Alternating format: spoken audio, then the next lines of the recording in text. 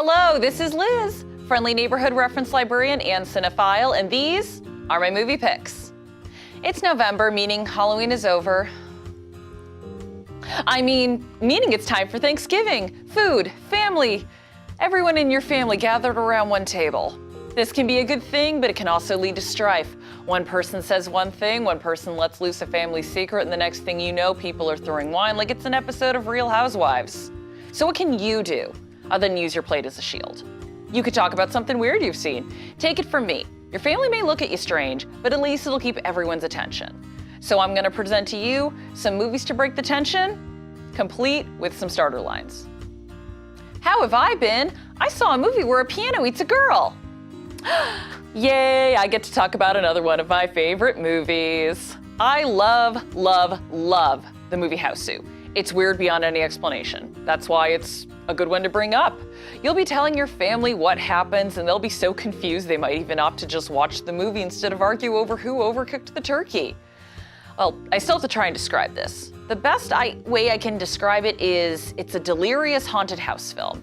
Made in 1977 by Japanese director Nobuhiko Obayashi, it gives us the story of a girl and her friends who go to visit a distant aunt, and then things happen.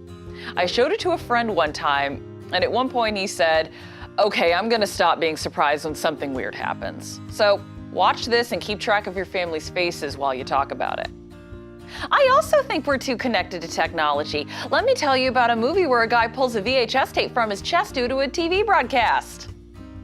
Oh, David Cronenberg, I don't think anyone makes movies more viscerally disgusting as you. And yes, that includes Italian horror filmmakers. Released in 1983, Videodrome is a very prescient film, and it can be brought up in conversations about social media and being too plugged in. Stars James Woods as a small-time UHF station CEO who sees like a torture snuff broadcast that looks too real to be fake. And it turns out it does more to the brain and the body than anyone thinks. So when you hear someone talking about phones rotting our brains, mention this, but maybe don't watch it before you eat. Which brings me to our next movie.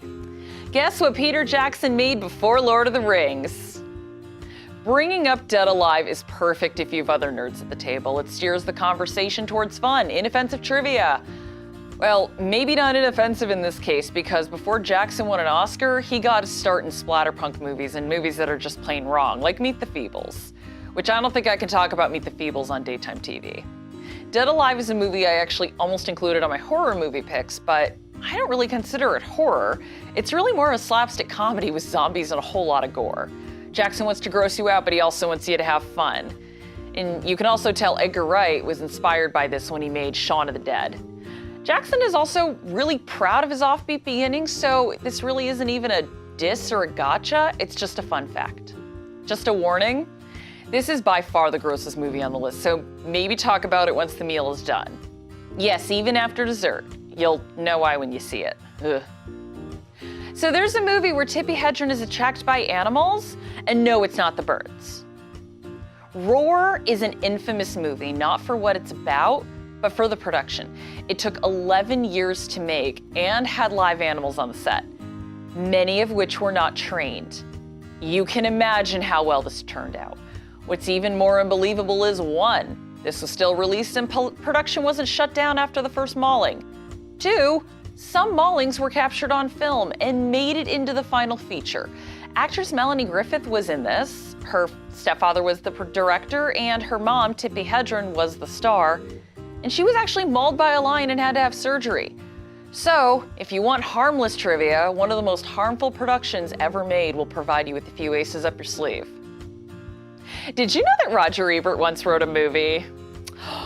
I'm excited for this. Beyond the Valley of the Dolls is a personal favorite of mine. It's weird, it's smutty, it's both unintentionally and intentionally hilarious, and it has nothing to do with Valley of the Dolls. Conceived as a satire parody instead of an actual sequel, Ebert and classy smut creator, and I mean that with all sincerity, Russ Meyer give us the tale of a band called the Carrie Nations and their rise and fall from fame. It perfectly lampoons the overly moralistic tone of warning, lesson, moral panic movies of the 1960s, and it's endlessly quotable. Try saying, "This is my happening and it's freaking me out," at any social gathering. Plus, wicked over the top. It also gives us Ashley St. Ives, the greatest character in cinema history, in my humble opinion.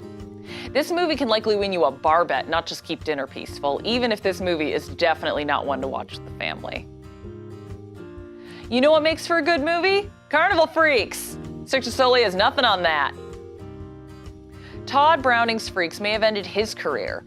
It was considered morally repugnant when it was first released in the 30s, but it endures today as a cult classic.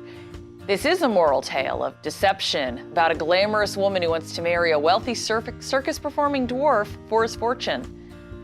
How he has this massive fortune yet still subjects himself to being gawked at is beyond me, but we all go with it for the sake of the story. The movie starred real dwarves, people without limbs, people with microcephaly, and other deformities and disabilities who were written off as freaks back then. And despite that and the outdated language, it's completely on their side and surprisingly not that exploitative. You might even ask other members of the family if they remember seeing it, since it's gained a lot of notoriety over the years. This food is great. Speaking of which, I just watched a movie where Kathleen Turner beats someone to death with a roast. John Waters is one of my favorite human beings on the planet. We share a birthday. And frankly, all of his movies are weird. But if you're looking for something to talk with the whole family, because you certainly can't do that with Pink Flamingos unless you never want to be invited to dinner again, which, if that's your goal, I won't judge. His more mainstream stuff is your best bet. Serial Mom is about a perfectionist who takes manners and rules to a deadly degree. Featuring a killer performance by Kathleen Turner and a cameo by Patty Hearst, this one will surely bring some laughs, especially if there are any perfectionists in the family. I don't even know how to explain this. So, cinephile confession. I don't get David Lynch.